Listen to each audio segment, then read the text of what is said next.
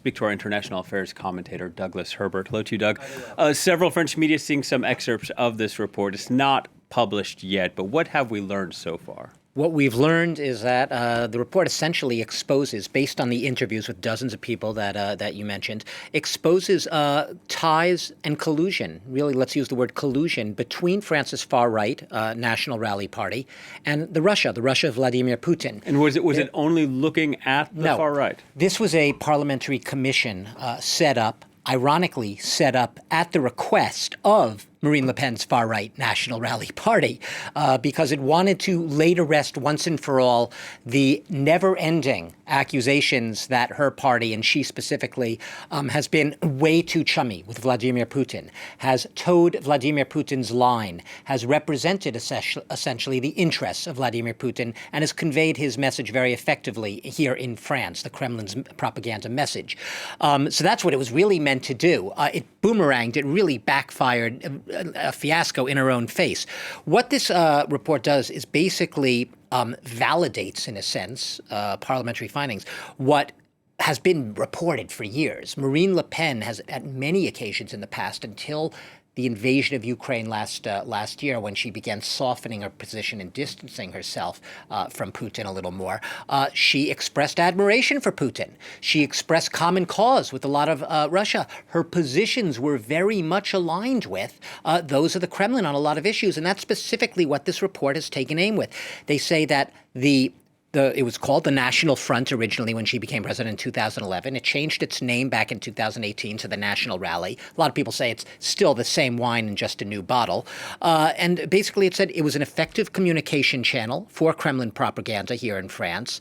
Marine Le Pen herself traveled to Russia many, many times, meeting with many different Russian officials, right up to Vladimir Putin back in 2017 with that famous photograph of both of them smiling and shaking hands together, which also backfired in her face during the presidential campaign in 2017. It also says specifically on the Crimea issue, she was very, very closely aligned to Vladimir Putin during the illegal annexation of Crimea, parroting the Kremlin's line that Crimea has been, was, is, and forever will be part of Russia, that she hasn't changed her tune. And I will note that even during her hours of questioning, she appeared for 4 hours before this committee, she hasn't changed her tune. What she does say, though, is I'm allowed to hold my own positions, and this is a witch hunt. I shouldn't be excoriated for having a position that's different from others. Yeah, on that note, let's listen into her. This is how she reacted after some of those excerpts have come out. This report is a reflection of the rapporteur. It's sectarian, dishonest, and totally politicized. The reality of this report is that there is nothing. This report is exactly the same in terms of its conclusions as the 4 hours of hearings I was able to do under oath. In other words, the people who have accused us have no basis in fact. Marine Le Pen calling it dishonest, this report. And Doug, going back to what you said in the beginning, it's pretty remarkable that they were the ones that asked for this report in the first place. What do you make of her reaction? It's the ultimate own goal, if you will. What do I make of it? The president of this parliamentary commission, which was a broad-based commission looking into foreign interference into all aspects of French economic and political life. It wasn't supposed to, going in, just be focused on the national rally, but it happened to end up having a big focus on it. What do I make of it is that Le Pen is right now caught on the back foot. She's using the same term to dismiss this inquiry that we hear often from Donald Trump in the U.S., witch hunt. So she's caught out by something. A lot of experts, a lot of people who appeared before this commission all corroborated what the others said. This is based on also Marine Le Pen's own statements.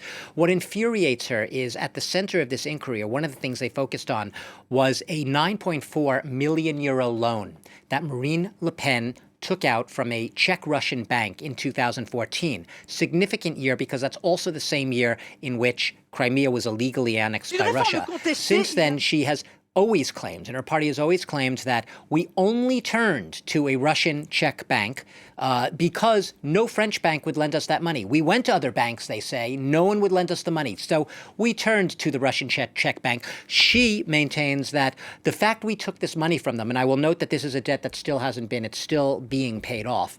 The fact we took this money from the Czech bank, you cannot necessarily intuit from that we suddenly are have to march in lockstep with Vladimir Putin and the Kremlin's line. So she's trying to reject that insinuation that she is somehow Vladimir Putin's puppet. Her party is doing Vladimir Putin's bidding. But this commission in the report is going to be coming out next week, paints a very different picture based on Marine Le Pen's own statements over the years about Vladimir Putin. And I guess we'll be back here doing the same thing then. Absolutely. All right, Doug. Thank you very much. Douglas Herbert, French Report's international affairs commentator.